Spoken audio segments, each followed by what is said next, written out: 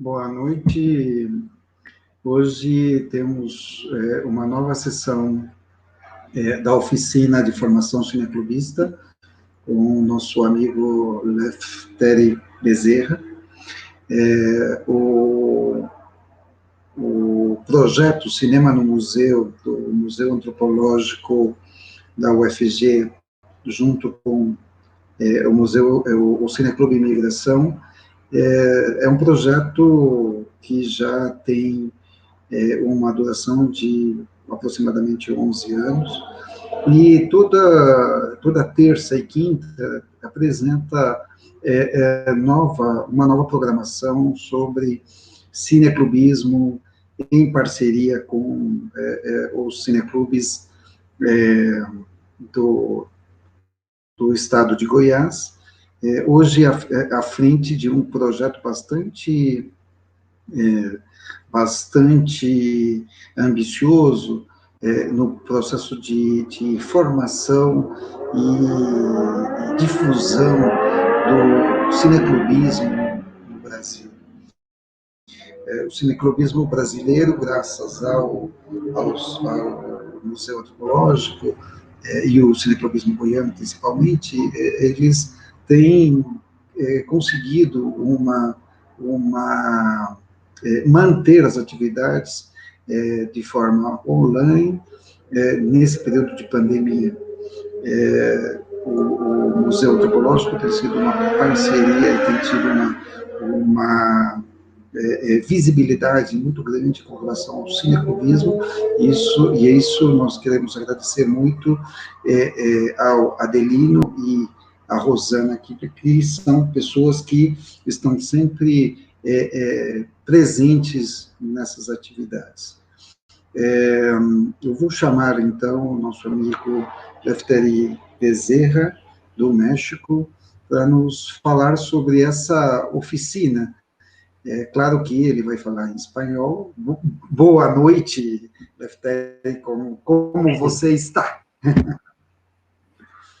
Hola, buenas noches, Francisco. Muchas gracias, estoy muy bien, espero que ustedes también.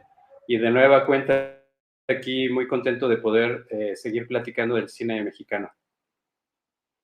Y pues bueno, para esta segunda sesión del taller que estoy acercando a ustedes a través de la invitación del Cineclube Imigração, vamos a platicar de un periodo del cine mexicano muy importante.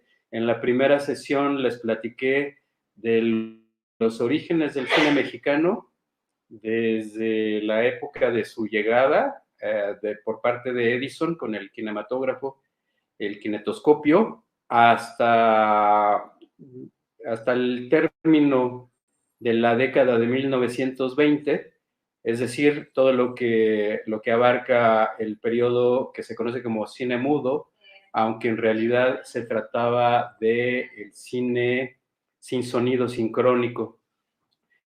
Y bueno, a partir de 1930, de 1931, incluso desde las postrimerías de la década de 1920, ya se empezaron a perfilar algunas inquietudes respecto de la creación tecnológica del sonido sincrónico. Es decir, la banda de sonido que permitiera escuchar los diálogos, por ejemplo, de los actores, de las actrices, y también pues otros sonidos asociados a la construcción de una película, como son los ruidos ambientales y también incluso música compuesta expresamente para las películas, para la banda sonora. Entonces, bueno, en México lo que tenemos a partir de 1931 es por lo menos es la fecha considerada de forma oficial de la llegada del cine sincrónico a nuestra cinematografía. Y esto fue posible en parte porque unos creadores mexicanos que estaban trabajando en Hollywood, como muchos otros, tenían la inquietud de crear su propio invento del sonido, y son los hermanos Rodríguez. Y los hermanos Rodríguez inventaron un sistema de sonido que además tenía ventajas sobre los que ya se estaban utilizando en Hollywood desde 1927. Una de esas ventajas era que su equipo era mucho más ligero. La otra ventaja, pues, era que obviamente era una patente de ellos, ¿no? Que eran mexicanos. Entonces, cuando el cine mexicano empezó a tener esta inquietud y recurrió al sistema de los hermanos Rodríguez, pues las regalías por utilizar este sistema, esta patente, pues no iban para Estados Unidos, sino iban para mexicanos, ¿no? Entonces los hermanos Rodríguez eventualmente regresan a México, promueven su invento y esto es asimilado de manera casi inmediata por la industria cinematográfica mexicana. Entonces, por ejemplo, ahí se creó, en 1931 se produjo la película que es considerada la iniciadora del sonido en México, por lo menos en esta versión sincrónica, como estoy diciendo, ¿no? Que es la segunda versión que se hizo de la novela de Federico Gamboa, un escritor mexicano, de nombre Santa. En la sesión pasada les platiqué un poco de la primera versión que se hizo, interpretado en el papel protagónico por Elena Sánchez Valenzuela, una mujer muy importante, una pionera del cine mexicano en diferentes aspectos y modalidades. Y bueno, ahora con la llegada del sonido, la película fue interpretada por ese mismo papel de Santa, lo hizo Lupita Tovar, que era una actriz que también había hecho su carrera en Hollywood. Y bueno, eso también nos pone sobre la pista de un fenómeno que estaba sucediendo, o que sí, que estaba sucediendo en ese momento, entre el 1930 y 1932, más o menos, que consistió en lo que se dio en llamar, o que se da en llamar actualmente por los historiadores del cine, las y los historiadores del cine, como el cine hispano de Hollywood. Cuando llegó el sonido sincrónico a la industria cinematográfica estadounidense, esto significó pues una revolución y una transformación del planteamiento de su industria en términos generales. Ya para entonces, Hollywood era la cinematografía hegemónica a nivel global y obviamente en Latinoamérica, ¿no? En México esto se empezó a imponer desde finales de la segunda década del siglo XX, es decir, al término de la Primera Guerra Mundial. Hacia 1918 empezamos a ver una reconversión digamos, una transformación en las pantallas mexicanas que estaban dominadas hasta entonces por las cinematografías de algunos países europeos, como Dinamarca, como Italia, como Alemania, como Francia, ¿no? Y bueno, es bien conocido por las historias del cine mundial que fue precisamente con la Primera Guerra Mundial que Estados Unidos se impuso frente a estas potencias, los que eran las potencias cinematográficas mundiales y que habían sido también parte del escenario de los pioneros del cine a nivel mundial, como Francia, por ejemplo, ¿no? Bueno, durante la Primera Guerra Mundial, debido al conflicto bélico y que Europa había sido principalmente el teatro de operaciones de las batallas, pues la industria cinematográfica europea casi en su totalidad quedó destruida, pues sí, destruida, ¿no? Entonces, esta coyuntura la aprovechó muy bien Estados Unidos para impulsar su propia industria, que ya era muy fuerte y que estaba con un crecimiento impresionante. Y bueno, fue con esa coyuntura mundial que Estados Unidos se convirtió en el país hegemónico en términos cinematográficos, dominando las pantallas del mundo, y México no fue la excepción. Pero la llegada del sonido significó un problema para las productoras estadounidenses, porque los idiomas se convirtieron en una barrera, ¿no? Con el cine que no contaba con sonido sincrónico, el cine mudo, el cine mudo, entre comillas, en realidad los idiomas no eran un obstáculo, porque cuando se recurría a la palabra, era casi siempre como un recurso muy limitado, ¿no? Muy acotado en los intertítulos de las películas que conocemos como mudas. Y no era nada difícil poner intertítulos en los diferentes idiomas de los países a los que se quería llegar mediante la distribución de las películas. Pero la llegada del sonido complicó mucho eso, porque entonces la palabra comenzó a tener también digamos que un papel protagónico, ¿no? Y ya no se limitó a unos cuantos escasos textos, sino que ya diálogos por completo formaban parte del discurso cinematográfico. Y bueno, las películas habladas en inglés, pues evidentemente en Latinoamérica, pues no se podían entender, más que por un sector muy pequeño, ¿no? Tenemos que también tener presente que el mundo no era como es hoy, el día de hoy, en donde el inglés es pues la lengua hegemónica, entonces no era así, y incluso el día de hoy todavía, si una película se quisiese estrenar en su idioma original, que fuera, por ejemplo, el inglés, pues prácticamente la totalidad de la población o la mayoría de la población, por lo menos en México, estaría excluida de la comprensión de esa película.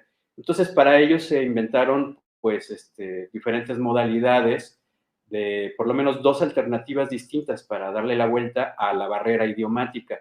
Y una de esas opciones fue el doblaje de las películas. Entonces en Hollywood se comenzó con un sistema de producción que consistía en que las películas que se querían exportar, que prácticamente eran todas, porque las principales productoras estadounidenses que estaban dominando, ya tenían dominado los mercados cinematográficos mundiales y querían continuar evidentemente con ese dominio.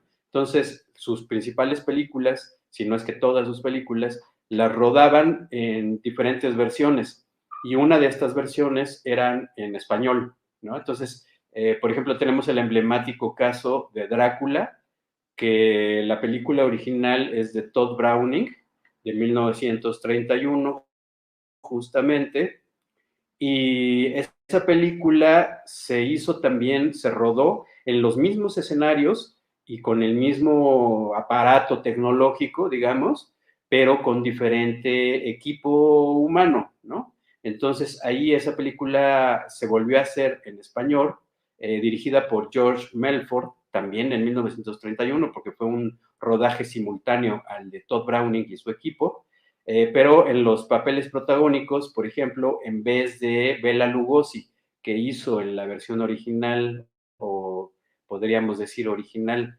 en inglés, dirigida por Todd Browning, como ya decía, el papel protagónico lo hizo Bela Lugosi.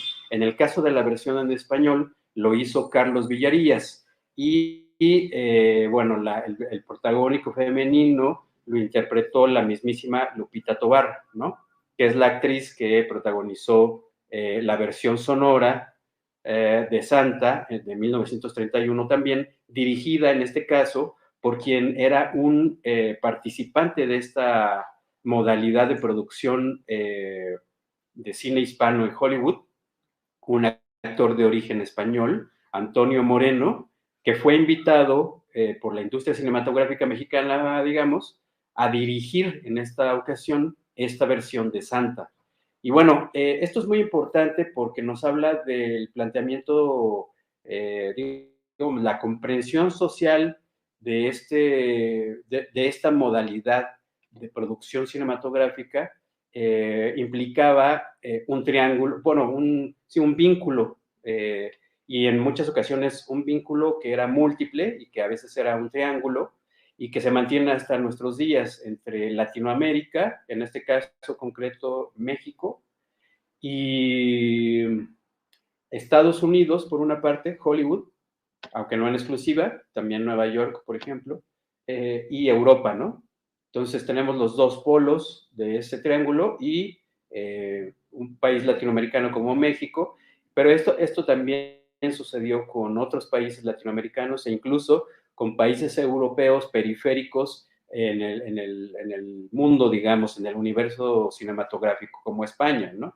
Entonces, los equipos de producción de esas películas hispanas estaban compuestos por personas de diferentes países, hispanoparlantes, evidentemente, pero que pues no pertenecían a una sola nación. Entonces había ahí argentinos, españoles, españolas, argentinas también, evidentemente, y mexicanas y mexicanos, ¿no? Entonces, bueno, por la coincidencia geográfica, muchas veces interpretada como una maldición y otras tantas como bendición, de que somos vecinos de Estados Unidos, nuestras fronteras, pues nuestra frontera es común, entonces digamos que el flujo era pues muy intenso, ¿no?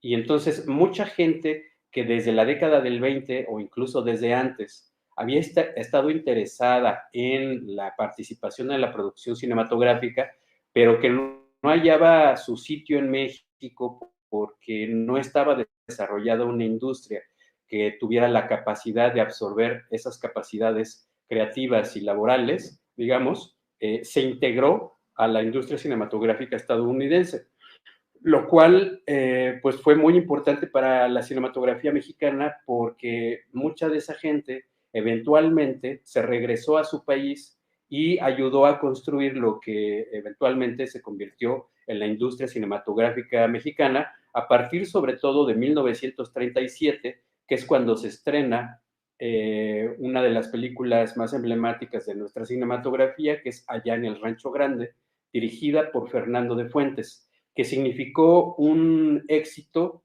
de carácter internacional de nivel pues inusitado, y que prácticamente ese éxito por sí solo fundó la industria cinematográfica mexicana con toda la potencia que desplegó, sobre todo a partir de 1940, o digamos de la década de 1940, a propósito de pues condiciones también geopolíticas muy particulares, muy especiales, como fue pues desde un año antes el inicio de la Segunda Guerra Mundial, comenzando con un teatro de operaciones en Europa, en el centro de Europa casi, y bueno, pero antes de llegar a ese punto, quiero también compartirles que la década de 1930 en términos cinematográficos para México es una década muy importante y muy especial, no solamente por esta cuestión del sonido que les estoy explicando, que les estoy compartiendo, sino también por otras que voy a platicarles a continuación. En primer lugar, lo del sonido que ya decía es muy importante porque el hecho de que Estados Unidos hiciera este intento por seguir manteniendo su hegemonía mediante la producción de películas en español fue relativamente un fracaso, ¿no? En gran parte también porque el asunto de los acentos complicaba, digamos, la capacidad de comprensión, y también pues volvía, digamos que de una manera involuntaria, humorísticas las películas mismas, ¿no? Por una cuestión muy peculiar, y es el hecho de que si había, por ejemplo, personajes cuyo origen, no personajes, sino actores que estuvieran interpretando a algún personaje en una película, pero bueno, siendo el actor o la actriz de origen, por ejemplo, argentino, y compartiendo la pantalla junto con un actor o actriz mexicana y con un español, entonces la diversidad de acentos convertía eso en una cosa muy, pues sí, que provocaba el humor involuntario, ¿no? Entonces cuando las películas eran vistas en las pantallas de países como México, pues la gente se reía, ¿no?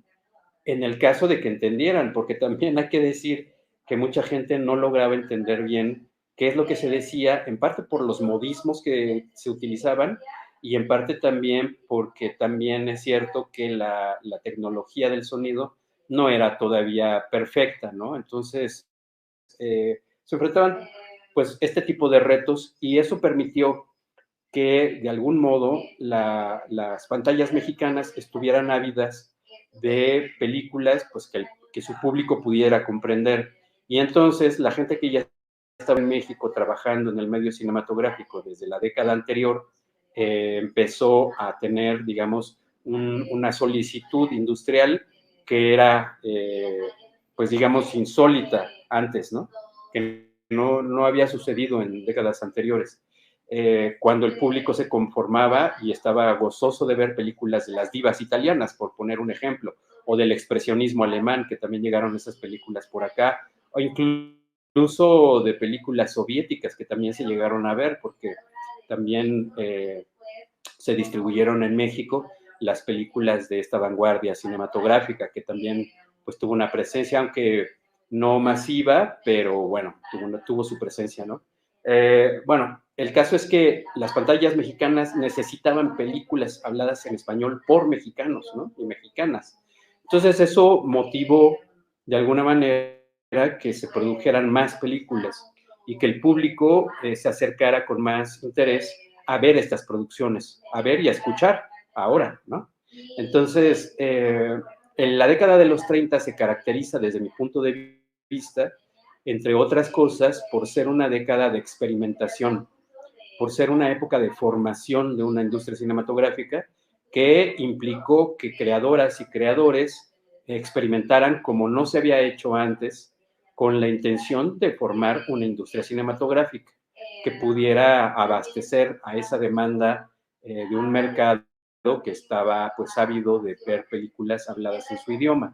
Entonces, muchas creadoras y creadores, sobre todo creadores, porque pues también hay que decir que el cine era y sigue siendo hasta nuestros días, pero entonces más, muy sexista, ¿verdad? Muy dominado por una idea patriarcal del mundo, en donde las mujeres no tienen cabida profesional, o la tienen pues de manera muy acotada, muy limitada.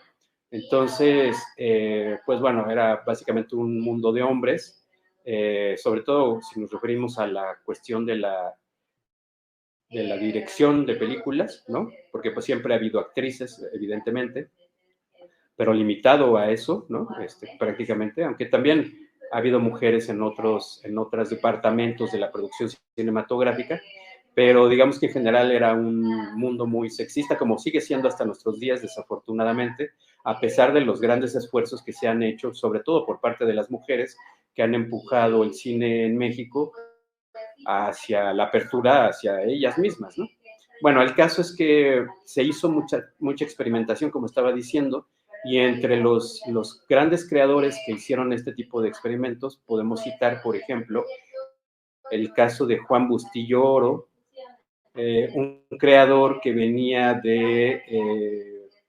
sobre todo del teatro de vanguardia, y que en 1934 debutó con una película que se llama Dos monjes, que es una película súper interesante, en donde es clarísima la influencia expresionista del expresionismo alemán, tanto por su temática como por su planteamiento estético, por las imágenes, la escenografía, ¿no? Por todos los creativos, los artistas creadores que convocó esta producción, dirigida por Bustillo Oro, como estoy diciendo. Por ejemplo, en la fotografía, Agustín Jiménez, un fotógrafo de la vanguardia fotográfica mexicana, extraordinario por otra parte, en ambos terrenos, tanto en la fotografía fija como en la cinefotografía o foto en movimiento, como también se lo conoce. Y también, por ejemplo, Germán Cueto, un hombre también ligado a la vanguardia estridentista, que se encargó de hacer unas máscaras, una serie de máscaras que fueron utilizadas en esta narración cinematográfica, que les invito a acercarse a verla porque se encuentra de forma gratuita y de forma recientemente restaurada por la Filmoteca de la UNAM, que la devolvió prácticamente a su modalidad original con toda la característica prístina de la imagen que pues es muy importante para poder disfrutar las obras. Y bueno, esta película la pueden ver en la página de la Filmoteca de la UNAM de forma gratuita, como estoy diciendo, y es uno de los ejemplos más interesantes de nuestra cinematografía de esta década que se dedicó a experimentar. Otro de los importantísimos personajes, de las importantísimas figuras de nuestro cine, del cine mexicano, que experimentó muchísimo en esta década, también con una serie de largometrajes de ficción, más o menos, creo, si no me equivoco, deben de andar por una docena, realizados a partir sobre todo de 1933, es Fernando de Fuentes, un director extraordinario que es considerado de los mejores y más importantes, influyentes directores en la historia de nuestra cinematografía, como ya decía, y en 1933 inició una serie de películas que se van a conformar como una trilogía en donde Fernando de Fuentes y sus colaboradores y colaboradoras van a presentar una trilogía de la Revolución. La Revolución, el movimiento social más importante de nuestro país en épocas recientes o contemporáneas, que sucedió aproximadamente entre 1910 y 1917. Y bueno, ya habían pasado casi 15 años, ¿no?, de que el conflicto bélico había terminado, en que se habían asentado un poco las aguas políticas que durante mucho tiempo estuvieron muy turbulentas, y ya había, digamos, un espacio de tiempo suficiente que permitían hacer una revisión crítica, muy crítica, de lo que había sido la revolución, ¿no? Entonces, en 1933, Fernando de Fuentes presenta El prisionero 13, que es una película que está reflejando lo que sucedió en la Ciudad de México durante 1913, que es la época en la que se dio este golpe de Estado por parte de Victoriano Huerta, pues, que es considerado uno de los grandes canallas de nuestra historia política y social. Bueno, que dio un golpe de Estado contra Francisco I. Madero, y que había sido quien había encabezado la revolución contra el régimen de Porfirio Díaz y había logrado derrocarlo y que el dictador huyera a exiliarse a París. Bueno, lo derroca Huerta, lo asesina a él y a su principal colaborador, Pino Suárez, los asesinan y él se queda en el poder, Huerta. Y esta película pues refleja un episodio específico de los excesos cometidos por esos personajes, ¿no? Sobre todo asociados a los cuerpos policíacos y militares. Entonces, es una película increíble, con muchas audacias en términos de lenguaje cinematográfico, con una narración que sorprende en nuestros días, a pesar de que ya tiene, pues, obviamente, más de 100 años de haberse creado. Les invito a verla, también está disponible en el canal de YouTube y en la página de la Filmoteca de la UNAM, y se puede ver de forma gratuita en todo el mundo. Es una película extraordinaria. Después le siguió a esta El compadre Mendoza, dirigida también por Fernando de Fuentes, y en este caso él se enfocó, digamos, en la cuestión de los zapatistas que pertenecen, pues, al estado de Morelos, en la República Mexicana, y que estaban, pues, combatiendo bajo una agenda política, sobre todo campesina, ¿no? Sobre todo para motivar o propiciar, digamos, la repartición de tierras hacia los campesinos que trabajaban en esas tierras y que estaban desde épocas de la colonia en posesión pues, de hacendados que no trabajaban la tierra, sino que simplemente explotaban a otras personas, sobre todo indígenas, para el cultivo de estas tierras, ¿no? Entonces, bueno, esto es algo muy importante también y de carácter muy social en nuestro cine, esta trilogía de películas. Después, la película que cierra esta audaz trilogía de la Revolución de Fernando de Fuentes es Vámonos con Pancho Villa, que, como ya desde el nombre se anuncia, pues está enfocada en historias que pertenecen al universo social, político, militar de Pancho Villa y sus huestes que combatieron sobre todo, aunque no exclusivamente, en el norte de la República Mexicana. Las tres películas en su conjunto se pueden ver en el mismo lugar que ya les he dicho, la Filmoteca de la UNAM, y representan, pues, según la estimación de muchos críticos que en 1994 presentaron una lista, a propósito de la celebración de los 100 años del cine a nivel mundial, presentaron una lista de las que consideraban las 100 mejores películas de la historia del cine mexicano, y en primer lugar, pues decidieron colocar a Vámonos con Pancho Villa, de una manera que yo creo que todavía no sería difícil seguir defendiendo, ¿no?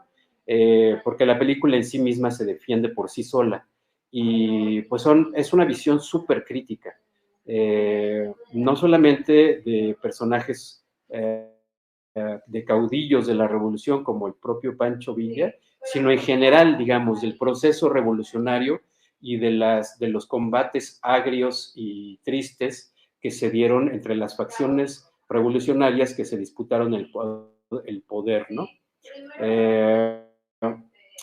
Evidentemente, las películas son tan críticas que suscitaron digamos que la suspicacia de la censura, y padecieron, pues de uno u otro modo, a la censura gubernamental, estatal, ¿no? Sobre todo porque es una visión crítica que dirige, digamos, su discurso áspero contra quienes quedaron empoderados al terminarse la conflagración, ¿no? Entonces, esos grupos políticos, sobre todo, pues fueron quienes también vieron con muchas suspicacias estas películas y, pues en diferentes modalidades, pero sí aplicaron la censura, ¿no? Bueno, eso es parte de la experimentación que se dio, pero eventualmente también estas películas no fueron realmente un éxito de taquilla, sino todo lo contrario, fueron fracasos. Y Fernando de Fuentes siguió experimentando antes y después, durante y después de esta trilogía de películas, y incursionó en otros géneros cinematográficos, más allá del asunto de la revolución. Hizo comedias urbanas, por ejemplo, melodramas sobre familias, hizo películas de aventura, hizo películas de terror también, también con un sabor, digamos, que es deudor del expresionismo alemán. Esa película, El fantasma del convento, que por cierto en el guión participó el propio Juan Bustillo Oro, el director de Dos monjes, que les estaba yo comentando, que venía del ámbito del teatro de vanguardia en México, y que estaba muy interesado en el expresionismo alemán. El fantasma del convento es una película extraordinaria de tipo, pues sí, de eso, de género de terror, dirigida por el mismo Fernando de Fuentes, pero bueno, estaba él pues buscando qué fuera, digamos, aquello que pudiese convertirse en algo del gusto del público, de tal manera que eso le permitiera a él y al grupo de colaboradores con los que trabajaba, pues continuar haciendo más películas, ¿no? Entonces, eventualmente, aunque estas películas no fueron el éxito que él quería, tampoco fueron tan fracaso como para que se acabara su carrera, sino que él siguió de forma muy, muy afortunada, ¿no? Sobre todo para nuestra historia del cine mexicano, porque eso permitió, pues, eventualmente que continuara prácticamente durante otro par de décadas, más allá de la del 30. Y eventualmente él fue el creador de la comedia ranchera, con la película que también dirigió él, que se llama Allá en el Rancho Grande, que es, digamos que ideológicamente es una película que no es más bien como conservadora, digamos, ¿no? Mientras que la trilogía de la Revolución se podía interpretar como ideológicamente más cercana a un liberalismo crítico, o a posiciones incluso de la Revolución, que habían sido parte de la Revolución Mexicana y más identificadas con el pueblo, digamos. y con una agenda política que podríamos interpretar como más cercana a posiciones de izquierda. Allá en el Rancho Grande es una película más bien de carácter conservador, más identificable con ideologías de derecha, ¿no? Aunque el propio Fernando de Fuentes no, digamos que no estuviera casado con ninguna de estas ideologías y simple y sencillamente como, bueno, es una posible interpretación que yo ofrezco desde luego, podríamos verlo como un intento de experimentación para encontrar algo que fuera del gusto del público, de tal manera que eso pues permitiera la producción de más películas. Y eso sucedió con Allá en el Rancho Grande, que de inmediato se convirtió en un éxito de taquilla en México, pero no solo en México, sino a nivel internacional.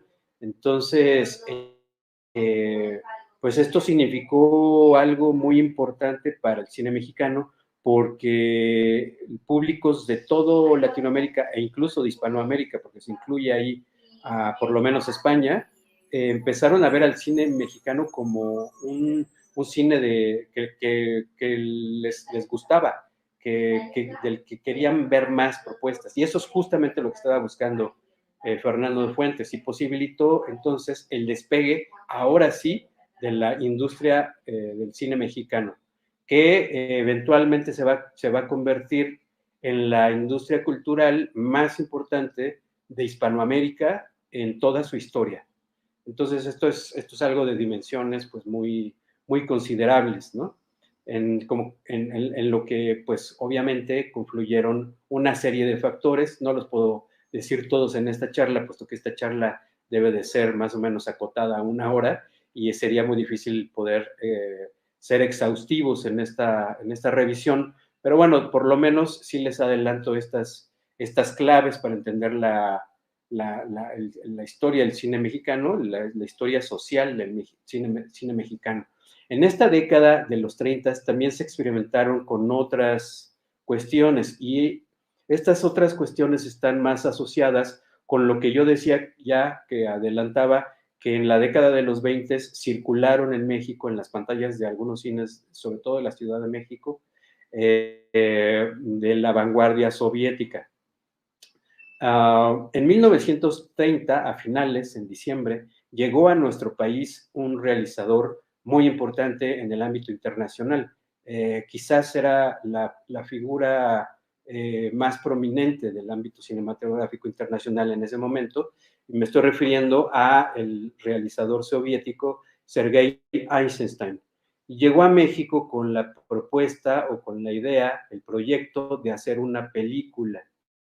Y bueno, se afanó durante todo un año, 1931, en la creación de una película que constara de varios episodios, cada uno de ellos dedicados a algún episodio histórico importante de la historia de México, de nuestro país, además con un planteamiento estético en referencia a alguno de los grandes artistas contemporáneos de la producción de la película, en especial, aunque no exclusivamente, a los 3 principales muralistas mexicanos, que eran pues la vanguardia a nivel mundial también, impulsados y asociados a la Revolución Mexicana, pero ya en su época postrevolucionaria, con o bajo, digamos, la bandera del nacionalismo. Y pues me estoy refiriendo evidentemente a Diego Rivera, a David Alfaro Siqueiros y a José Clemente Orozco. Todos ellos, pues figuras prominentes también del arte a nivel internacional. Y Eisenstein quería que cada uno de estos episodios estuviera dedicado y además influido, o que copiara de algún modo, digamos, o que homenajeara, más bien, más que copiara, que homenajeara el estigma estético de cada uno de estos creadores. Y hay que subrayar esto por varias cuestiones. La primera de ellas es que en términos sociales, como ya explicaba yo, pues esta vanguardia artística estaba asociada a la Revolución Mexicana, aunque fuera en su carácter post-revolucionario, ¿no? Esto fue muy impulsado sobre todo por el creador de la Secretaría de Educación Pública, el fundador y primer director de ese organismo estatal, que fue José Vasconcelos, un intelectual muy importante en la historia cultural de nuestro país, pues que fue el principal, digamos, propulsor, impulsor del el nacionalismo en su carácter artístico, como una manera de difundir las ideas de la revolución, ¿no? Y de, pues, posicionar a México en el ámbito, en el concierto de las naciones, ¿no? Como se puede decir. Entonces, esto sucedió efectivamente y fue muy interesante que un prominente personaje asociado a otra de las importantísimas revoluciones sociales del siglo XX, que fue la Revolución Soviética, iniciada en octubre de 1917, como es bien sabido por todas y todos, que un personaje prominente asociado a esta revolución y a la revolución cultural que implicó, viniera a nuestro país y se asociara con estos artistas que estaban haciendo un planteamiento en términos sociales muy revolucionario, evidentemente influidos, ya decía yo, pues por los planteamientos revolucionarios que tuvieron este carácter eminentemente social. En el caso de Eisenstein, además, el carácter de su cine, así como el de muchos de sus colegas en la Unión Soviética, tenía esta perspectiva de preocupación por lo social.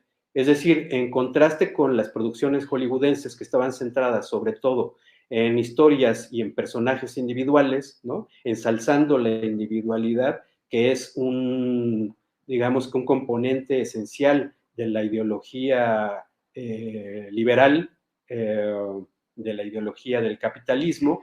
En el caso de los soviéticos, aquí teníamos la contrapropuesta, ¿no? Tenemos la propuesta de una preocupación por las cuestiones sociales y sobre todo por la gente del pueblo, por los explotados, por los desposeídos, por los obreros, por los campesinos, ¿no? Entonces, esto se reflejó evidentemente en el cine soviético y Eisenstein fue de los principalísimos creadores perdón, de esta manera estética de aproximación al medio cinematográfico. Entonces, en el cine de Eisenstein prácticamente no vemos más que el juego de las cuestiones que son relevantes a nivel social, nunca a nivel individual. Evidentemente tiene que haber individuos, pero los individuos están sujetos, digamos, a las preocupaciones, a las exigencias, a las agendas de un cuerpo social más amplio, ¿no? De lo que podríamos identificar como el pueblo. Entonces,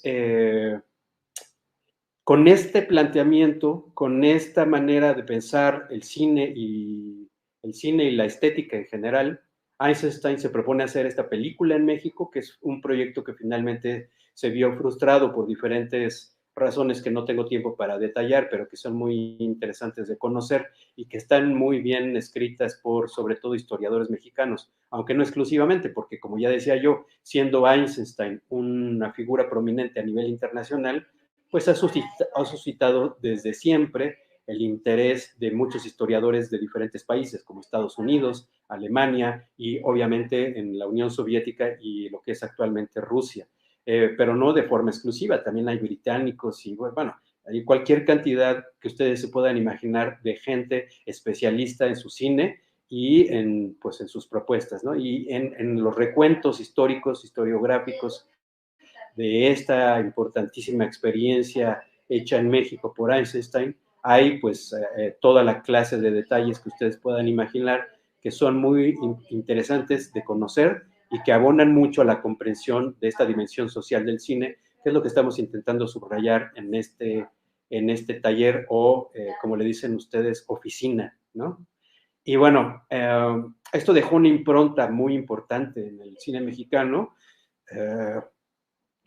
Como estaba explicando, pues es el inicio de una exploración de una industria en formación, la década de los 30, 1931, y aunque la película nunca la pudo terminar como quería Eisenstein, de todas formas sobreviven muchas imágenes de la mayoría de los episodios que él pensaba hacer, solo parece que no filmó uno, el último, el de la soldadera, que iba a estar referido a la Revolución Mexicana. Una pena, por otra parte, que no pudiera hacer ese episodio, porque ya podemos imaginar con lo que hizo, lo que pudo haber sido ese episodio también. Pero bueno, lo que sobrevive de esa película es absolutamente magistral. Dejó una huella tan honda que se sigue sintiendo hasta la actualidad, de algún modo, ¿no? Y pues marcó evidentemente el ámbito de la experimentación del cine mexicano durante esta década tan experimental que fue la de 1930. Esta impronta se puede ver sobre todo, por ejemplo, en una producción de 1936, si no me equivoco, déjenme verificar, sí, de 1936. Es una película codirigida entre el director, realizador mexicano Emilio Gómez Muriel y Fred Zinnemann, de origen judío-alemán, pero que ya estaba integrado a Hollywood.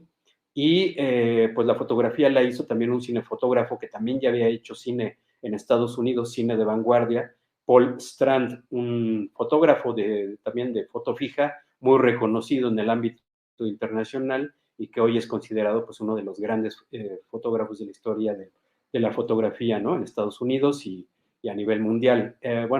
Este proyecto fue impulsado desde la Secretaría de Educación Pública, esta institución que fue creada en 1921. Por cierto que este año se celebran el primer centenario de la creación de la Secretaría de Educación Pública en México por parte de José Vasconcelos, como ya explicaba, durante el gobierno de Álvaro Obregón, uno de los caudillos de la Revolución que peleó, entre otros, por ejemplo, contra Villa, ¿no? Desde la Secretaría de Educación Pública se financió este proyecto de hacer una película con pescadores sobre una aldea de pescadores en Veracruz. Y la película se llama Redes y es una película extraordinaria en donde el planteamiento tiene este sabor de preocupación por un cuerpo social que no está atomizado en individualidades, sino que es un colectivo, estamos hablando de los pescadores, ¿no? Un grupo social. Y entonces, en la película, que se puede ver en YouTube, les invito a buscarla y a verla, está para verse de forma gratuita. Recientemente también fue objeto de una restauración por parte de la Filmoteca de la UNAM y de otras instituciones internacionales, como la asociación que dirige Martin Scorsese en Estados Unidos. Y bueno, la Film Foundation, y restauraron y devolvieron a su versión más prístina posible la película Redes, ¿no? Que es una película pues muy, muy, muy importante en nuestra cinematografía y que también estaba haciendo esta experimentación derivada en gran medida de la grandísima, importantísima influencia de la personalidad de la visita que hizo en nuestro país Sergei Eisenstein, ¿no? Junto evidentemente con sus dos importantísimos colaboradores que no debemos de dejar de mencionar, como es el cinefotógrafo, uno de los más grandes de la historia del cine, Edouard Tissé, y Gregory Alexandrov, quien eventualmente preparó una de las varias versiones que existen de la película que hoy conocemos como Que Viva México, que fue la película pues, que Eisenstein quiso hacer en nuestro país, como ya les decía, en este año de 1921. Perdón, 31. Y bueno, la cuestión es que una vez creada la industria cinematográfica mexicana en 1937, entonces a partir de ese momento las historiadoras e historiadores del cine mexicano consideran que ahí arranca el periodo de la época de oro del cine mexicano y pues que significa en primer lugar pues el desarrollo de una industria, ¿no? Que va a producir, llegar a récords de producción, ¿no? A marcas históricas de producción como la de 1958, en la que se produjeron 135 películas, ¿no? Es decir, más de 2 películas, una producción capaz de surtir a las pantallas mexicanas con más de 2 estrenos por semana, ¿no? Lo cual, pues, era muy importante que se hiciera y que existiera, ¿no? Y que sigue marcando hasta el día de hoy a la cinematografía de nuestro país. En esta época lo que sucedió también fue que a la par del grandísimo éxito internacional de allá en el Rancho Grande, que suscitó que otras películas mexicanas pudieran circular en países como Brasil, como Argentina, como Chile, como Colombia, como Perú, como Bolivia, Paraguay, etcétera, ¿no? Evidentemente también Centroamérica, España, Portugal, como ya decía yo.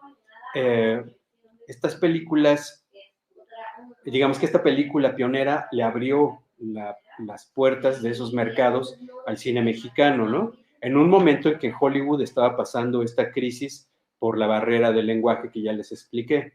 Eventualmente, con el paso de los años, y ya hacia el final de la década de 1930, pues tenemos la irrupción a partir de septiembre de 1939 del conflicto que ahora conocemos como Segunda Guerra Mundial y que, bueno, empezó siendo con un teatro de operaciones en Europa, pero que muy rápido se extendió prácticamente a prácticamente todos los rincones del globo terráqueo. Y esto significó que, sobre todo a partir de 1941, después de que el 7 de diciembre Estados Unidos padeciera pues la invasión, podemos decir, sí, la invasión japonesa en Pearl Harbor, y por lo tanto su involucramiento de forma directa en el conflicto bélico que hasta entonces, en el que hasta entonces se había mantenido pues ajeno. Eso significó también un espacio para que las cinematografías nacionales de países como México pudieran emerger sin tener que competir contra las producciones hollywoodenses.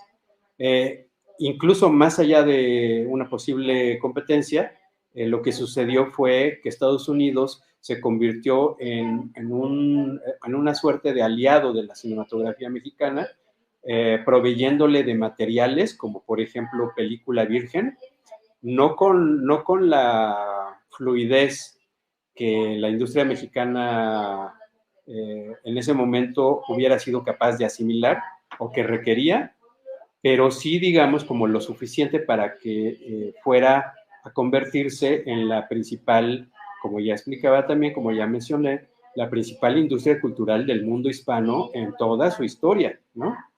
Entonces, contamos con la ayuda técnica, con la ayuda también, pues sí, técnica en el sentido de que no solamente nos proveyeron de materiales indispensables como cámaras, equipo e incluso película virgen, sino también de asistencia técnica, ¿no? Entonces vinieron personas de Estados Unidos, de su industria, a capacitar a personas de la industria cinematográfica mexicana que no habían tenido la ocasión, como muchos de sus colegas, de pasar primero por un periodo de aprendizaje en la industria hollywoodense. Y también el apoyo político fue muy importante. Estados Unidos también participó en muchas coproducciones e incluso participó con la mitad de las acciones de uno de los principales estudios del momento, que fue los estudios Churubusco. El 50% o el 49%, no recuerdo bien la cifra exacta, era propiedad de Estados Unidos, ¿no? o de intereses estadounidenses. Y muchas otras productoras estadounidenses participaron en coproducciones. Es el caso, para mencionar un ejemplo, de la RKO, muy importante, por ejemplo, que fue la productora de Citizen Kane.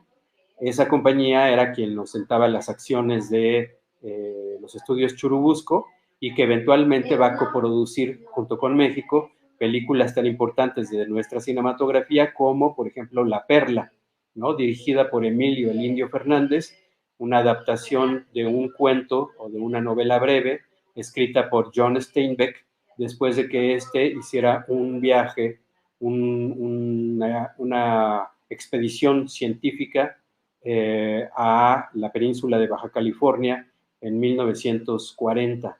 Y bueno, eventualmente esto se convirtió en un relato literario que el mismo Steinbeck se encargó de adaptar junto con Jack Warner y con Emilio Fernández, en la adaptación cinematográfica de 1947. Esa producción también contó con financiamiento de la RKO, por ejemplo, ¿no? Y aquí sucedió también una cuestión interesante y digamos, el otro lado de la misma moneda, en el sentido de que de La Perla se hicieron dos versiones, una versión en español y una en inglés para llegar al mercado estadounidense mediante doblaje, ¿no?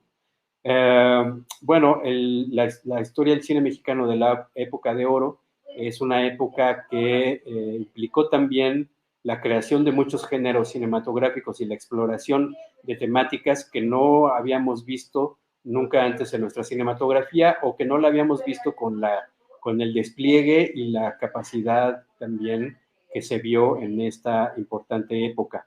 Es el caso del cine social, sobre todo el asociado al medio urbano y enfocado pues en las clases desposeídas. Y para citar un ejemplo, pues podemos citar el de otra figura prominente que se integró a la industria del cine en México, que es la de Luis Buñuel, ¿no? Un exiliado español que viene de Estados Unidos, bueno, evidentemente llega de España a Estados Unidos, pasa un periodo de tiempo en Nueva York, después en Hollywood, y eventualmente viene a México y aquí se establece e incluso se nacionaliza mexicano, y aquí murió don Luis en 1982, si no me equivoco, u 83. Y bueno, pues fue una importantísima presencia que se integró de lleno a la industria cinematográfica mexicana, y en la que hizo pues películas muy importantes, entre otras, que es el ejemplo que quería citar, Los Olvidados, de 1950, ¿verdad? Que es una película enfocada en los niños de una de las zonas más pobres de la Ciudad de México de aquel entonces, ¿no? Y bueno, todo lo que significa esto de la miseria en ciudades que estaban padeciendo una transformación que las hacía, digamos, lucir como ciudades modernas y como ciudades que le habían dicho adiós a los problemas atávicos de la miseria, de la pobreza y de otras cuestiones asociadas al mundo premoderno, digamos, ¿no? Pero Luis Buñuel, con su ojo crítico, también puso en las pantallas del cine mundial, pues esta imagen de un México que, pese a estar padeciendo o estar enarbolando una transformación hacia la modernidad muy pujante, muy fuerte, también padecía muchas problemáticas de carácter social que debían ser atendidas, pero que estaban siendo ignoradas, ¿no? Y que por desgracia siguen siendo muchos de los lastres que todavía padecemos en México y en el resto del mundo, yo podría decir, ¿no? Pero sobre todo de forma acusada en Latinoamérica. Y bueno, presencias como la de Buñuel le significaron a México una capacidad de un cine que no solamente se quedó en comedias o en un cine de entretenimiento que pues se pudiese disfrutar en prácticamente todo Latinoamérica, sino también en muchas visiones de carácter crítico como estas que estoy aludiendo, ¿no? Y esto sí le añadió mucho, digamos, al carácter social pues más relevante, pienso yo, de nuestra cinematografía. Y bueno, pues no quiero abusar de su paciencia, y pues por mi parte hasta aquí dejaría el asunto, y me encantaría saber si Francisco quiere preguntar algo, quiere añadir algo o quiere que dialoguemos sobre algo. Lef, mira, yo estaba viendo este libro, 100 películas latinoamericanas. Es un libro de Julio López Navarro. Es un investigador chileno que él hace estos manuales así, 100 películas, la mejor 100 películas de la historia del cine.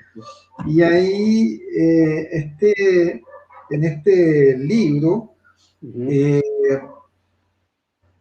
las primeras 50 películas, más o menos hasta 1960, el 80% son mexicanas. Ujú. ¿No? Desde el comienzo, y a partir de ahí hay un vacío, que es lo que vamos a ver la semana que viene. Así es. No, disculpa, no la semana que viene. Yo creo que ya es comienzo de octubre, Ujú. porque empieza la semana de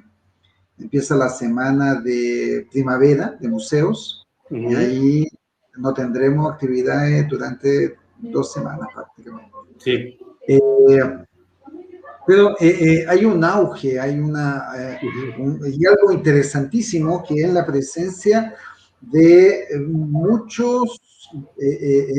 muchas actrices argentinas, Sí. chilenas, Ujú. en el cine mexicano, Sí. así como compositores Sí. argentinos. Lo mismo. O sea, los Libertad Lamarque era Sí. un personaje que hay toda una polémica que dice que cuando Libertad Lamarque estaba en suelo argentino, tenía que irse cuando estaba Eva Perón en el poder.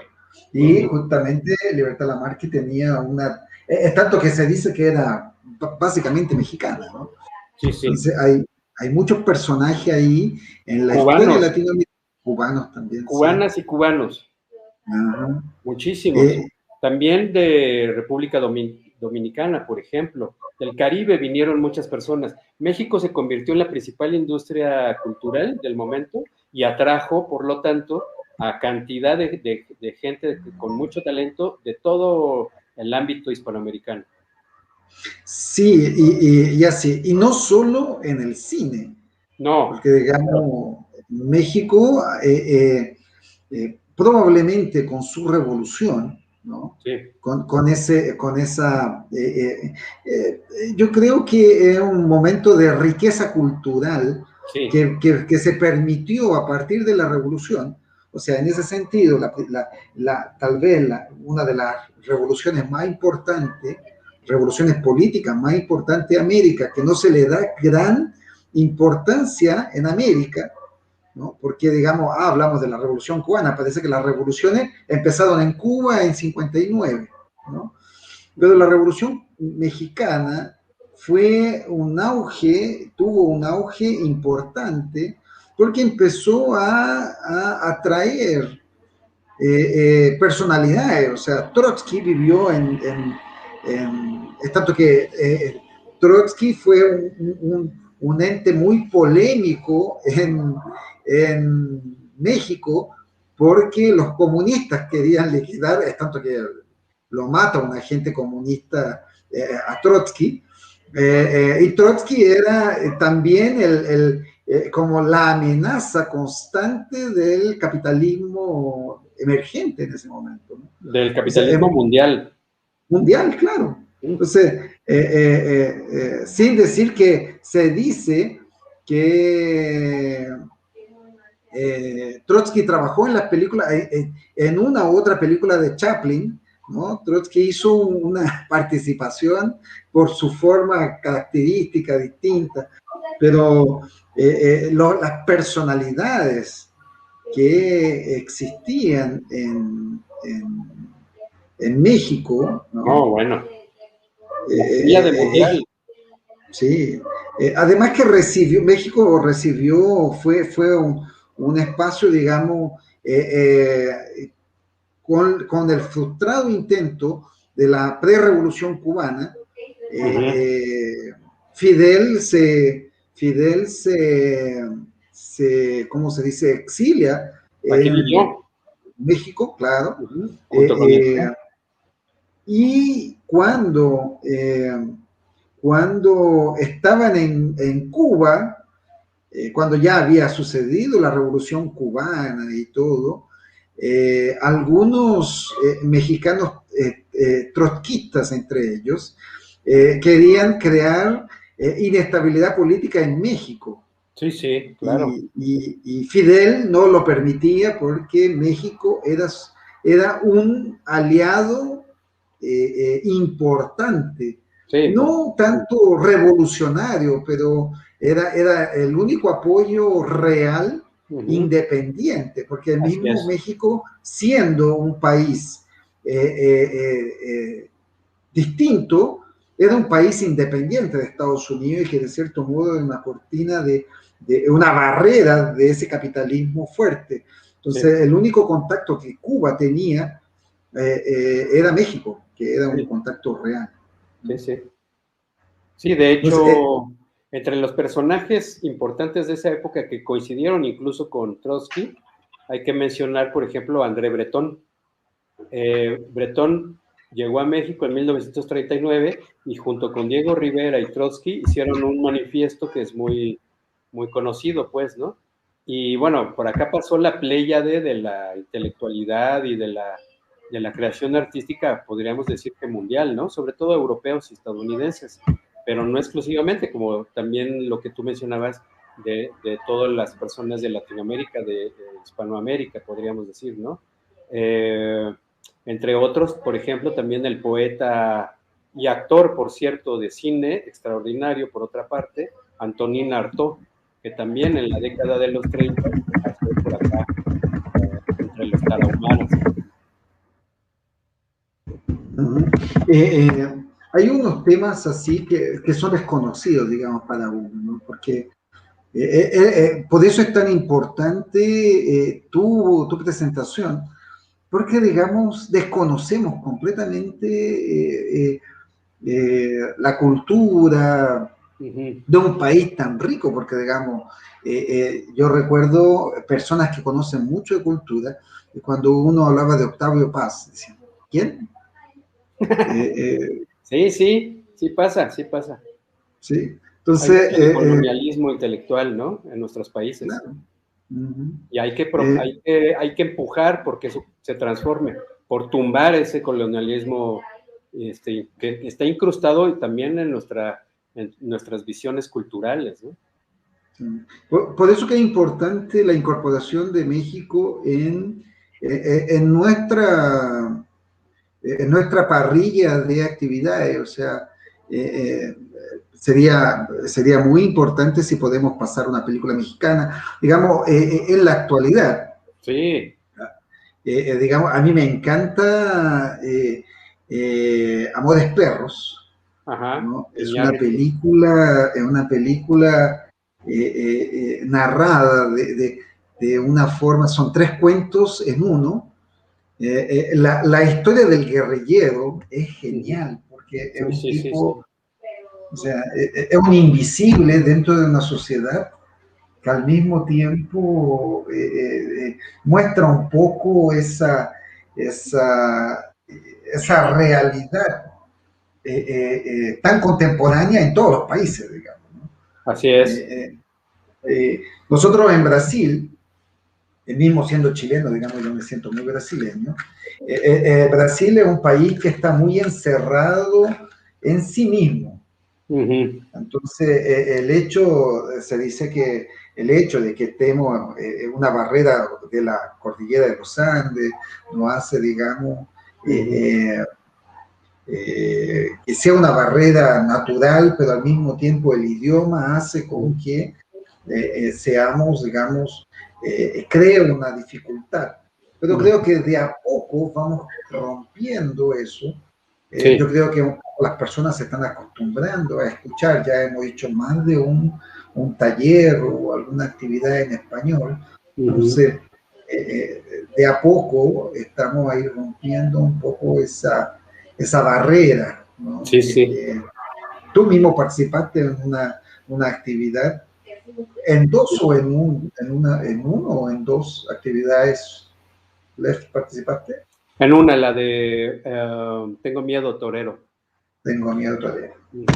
Vamos a buscar una película mexicana. Yo creo que Los Olvidados sería muy interesante. Oh, sí, bueno, esa es una de las considerada también una de las mejores películas de la historia Sí, del cine. está acá, está acá. Ah, claro, claro. Eh, y así, esa película crea un poco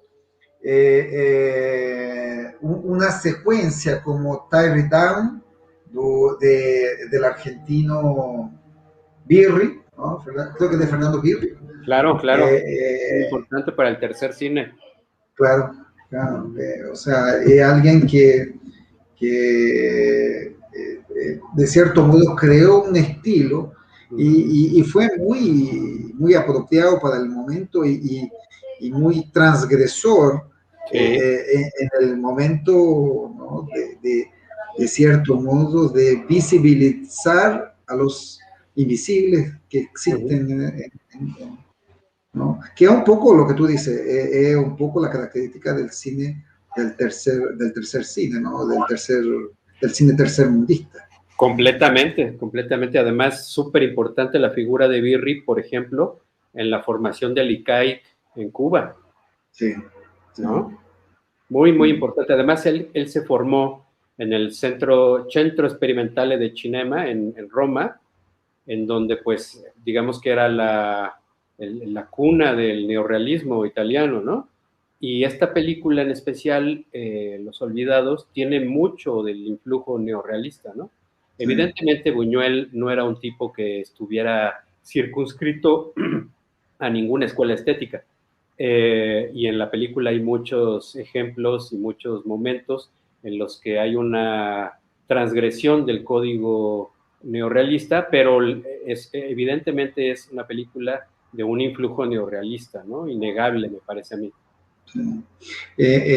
Y de cierto modo da paso también a películas como El Chacal de Nahuel Toro, de Miguel Litín, Ajá, acá en Brasil también las películas de Glauber Rocha y claro, por ahí vamos buscando la claro. influencia de ese cine, ¿no? Sí, por cierto, que la figura de Miguel Itín, que es una de las figuras señeras del cine chileno, también vivió en México y también acá produjo cine. Sí, le tienes tú en Cuba, estaba esa cosa, ¿no? Cuba, México, Sí, y sin hablar de Jodorowsky, que también hizo algunas otro. películas, sí. Ujú. Casi toda su cinematografía, su primera cinematografía fue hecha en México. Así es, El Topo, La Hasta, Montaña hasta Sagrada, Santa Santa Sangre fue, Sangre. no, Ujú. Santa Sangre, Sí, Pando y Liz. Ujú. cuando el Fan Luis, La Montaña Sagrada fue hecha en Sí, México también. La Montaña Sagrada a mí me encanta, es una película fascinante. Bueno, todas las Sí, películas me lo gustan. habíamos comentado. Ujú. Bueno, te dejo tus últimas consideraciones para que concluyamos. Y la próxima, cuéntanos más o menos cuál va a ser la próxima sesión. Bueno, en la próxima sesión vamos a platicar de lo que aconteció, por qué se acabó la época de oro del cine mexicano, qué fueron cuáles fueron los principales factores que lo llevaron a la crisis que finalmente hace que termine esa época de oro y qué siguió después de eso, ¿no? Sobre todo en la década, en la década, lo que yo le llamaría como el nuevo cine mexicano. Bueno, no yo nada más, ¿no? Sino también obviamente los especialistas, ¿no? Es la época en la que se empieza a hacer una apertura de la industria cinematográfica a las nuevas generaciones y a unas nuevas maneras de entender el cine, muy en sintonía con lo que estaba sucediendo en todo el mundo, sobre todo en países como Brasil, con el Cinema Novo, en Francia con la Nouvelle Vague, en Japón con la Nouvelle Vague, ¿no? Todas las nuevas olas que empezaron a surgir en todo el mundo casi de forma simultánea a finales de los 50 y 60, que dominan la década de los 60 y que en México todavía se alcanzó a ver eso en los 70 con una producción muy importante. Y pues voy a platicarles de eso hasta la llegada del neoliberalismo que ocurrió pues más o menos en la década de los 80, ¿no? Los 80 es la caída del PRI, No, al el fin, PRI cayó en realidad hasta el 2000, 2000. hasta el 2000. Pero ya estaba completamente contaminado, ¿no? Ah, no, pues, la visión crítica de cineastas como Fernando de Fuentes te dejan ver que eso ocurrió, este, Antes. sí, prácticamente desde que está en juego, quién va a quedar ocupando el lugar después del conflicto de facciones en la Revolución Mexicana. Sí. O sea, esto es algo que es consustancial a la propia Revolución Mexicana, ¿no? de la que salieron triunfantes los de la burguesía que hicieron un disfraz para realmente continuar de algún modo con los intereses que supuestamente la Revolución Mexicana había derrumbado. Sí, la alianza de los derrotados que se acaban transformando en vencedores. Así es, aunque también hay que decir, hay que reconocer que hubo momentos y personalidades que escaparon a ello. Por ejemplo, la figura eminente a nivel incluso internacional de Lázaro Cárdenas, que fue el presidente durante el cual, por ejemplo, se recibió al exiliado León Trotsky, ¿no? Si no hubiera estado Cárdenas en el gobierno de México entonces, Trotsky no hubiera podido venirse a vivir a México. Y fue un presidente con una agenda muchísimo más identificada con las facciones de la revolución, identificadas con una agenda popular y más de izquierda, evidentemente, ¿no? Pero no podríamos decir, bueno, eso para una otra conversa, pero podríamos decir que la revolución fue una revolución ideológicamente de izquierda, o sea, de la izquierda tradicional marxista-leninista, no. No, porque eso todavía no sucedía en México, no. La Había revolución rusa fue el 19, o sea, tampoco... el 17, ¿no? Pero Claro. en México había grupos de anarquistas, por ejemplo, ¿no? Y fueron importantes y fueron precursores de la Revolución Mexicana, los hermanos Flores Magón, en el norte de la República, sobre todo, pero en realidad no había componentes casi de carácter socialista o comunista, ¿no? Sí había algunos, pero no con la fuerza que sucedía en otras latitudes del globo terráqueo, ¿no? Como por ejemplo la Unión Soviética, ¿no? Porque no podemos decir que el PRI era un partido marxista-leninista tampoco. No, para nada, no, jamás, no. O sea, Sí, su nombre era tenía bien especial, Partido Revolucionario Institucional, institucional, creo. que ese, ¿Verdad? paradójicamente, ese fue el nombre que recibió el partido por parte de Lázaro Cárdenas. Ya existía el partido desde tiempo atrás, podríamos decir que desde Plutarco Elías Calles, que fue el sucesor de Álvaro Obregón, pero en realidad quien lo consolidó como lo conocemos hasta prácticamente el día de hoy fue Lázaro Cárdenas. Pero lo que pasa es que la composición del PRI es muy peculiar, porque no es una sola cosa, ¿no? Sino que significó la confluencia de muchas y muy diversas líneas y posibilidades ideológicas. Entonces, hubo gente del PRI asociada a la izquierda, que fue parte del PRI, ¿no? Pero también hubo mucha gente de derecha y mucha gente también liberal, digamos, de centro, ¿no? Con esa ambigüedad que nunca he acabado de entender, pero digamos que era una cuestión muy compleja, además en un juego geopolítico muy intenso pues, con el interés de la hegemonía a nivel mundial que es Estados Unidos, y que pues, se convirtió en eso, sobre todo con la segunda, a partir de la finalización de la Segunda Guerra Mundial, pero que ya lo fue construyendo con su propia participación en esa conflagración mundial, ¿no? Bueno, Lev, si aquí no paramos, entonces. Hasta la noche. Bueno, tu última palabra para hacer la despedida final. No, pues mis últimas palabras son de agradecimiento con ustedes, por supuesto, y espero que a brasileñas y brasileños les interese esta temática y que sigamos construyendo los puentes entre nuestras culturas. A mí, en lo personal, me interesa muchísimo conocer la cultura brasileña, y me ha acercado todas las veces que he podido, no lo dejaré de hacer nunca, y siempre lo hago con una gran fascinación, ¿no? Me interesa muchísimo las personalidades por ejemplo, la pintura, ¿no? De Cándido Portinari, que yo sé que era de origen argentino, pero que vivió pues prácticamente en Brasil toda su vida, y que pues es igual uno de los grandes artistas latinoamericanos, ¿no? Y también, pues, me interesa mucho la música, ¿no? Desde Heitor Villa-Lobos hasta la música popular brasileña, y la literatura, no se diga, ¿no? Graciliano Ramos, y otros muchos, Euclides da Cunha, muchísimos escritores que me interesan mucho, la vanguardia de la poesía concreta, por ejemplo, ¿no? Haroldo da Campos y todos ellos, y en fin, que es un país que yo encuentro fascinante y que, pues en términos cinematográficos, que es mi pasión preeminente o prominente, pues ¿qué te puedo decir? Soy un admirador irredento de gente como Glauber Rocha y pues del Cinema Novo y lo que se hace hoy en el cine brasileño, lo poco que yo alcanzo a ver, siempre lo busco y lo veo con gran atención y con mucho interés y pues siempre acabo fascinado, ¿no?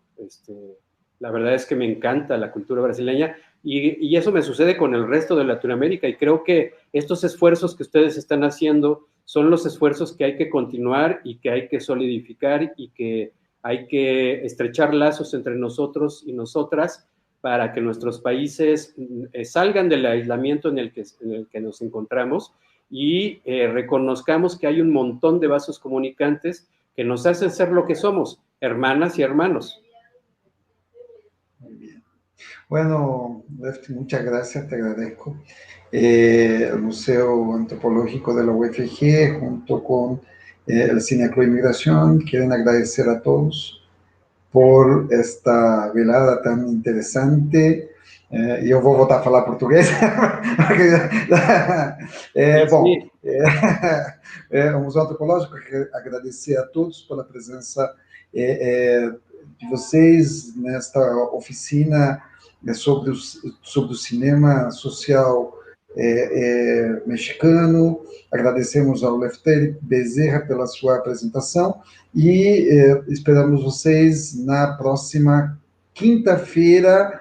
Temos o 8º Encontro de Cinema e Educação com o tema do cinema na pandemia e na universidade. Muito obrigado a todos e boa noite. Muito obrigado. Boa noite.